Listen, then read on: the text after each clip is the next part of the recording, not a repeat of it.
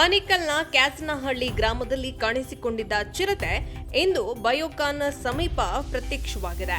ಮನೆ ಮುಂದೆ ಆಟವಾಡುತ್ತಿದ್ದಂತ ಬೆಕ್ಕಿನ ಮೇಲೆ ಚಿರತೆ ದಾಳಿಯನ್ನ ನಡೆಸಿದೆ.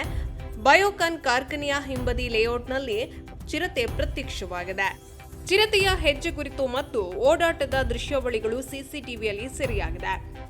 ಚಿರತೆ ಕಾಣಿಸಿಕೊಂಡ ಹಿನ್ನೆಲೆಯಲ್ಲಿ ಜನರಲ್ಲಿ ಆತಂಕ ಮೂಡಿದೆ. ಚಿರತೆ ಕಾಣಿಸಿಕೊಂಡ ಹಿನ್ನೆಲೆಯಲ್ಲಿ ಅರಣ್ಯ ಅಧಿಕಾರಿಗಳಿಗೆ ತಲೆನೋವು ಉಂಟಾಗಿದೆ.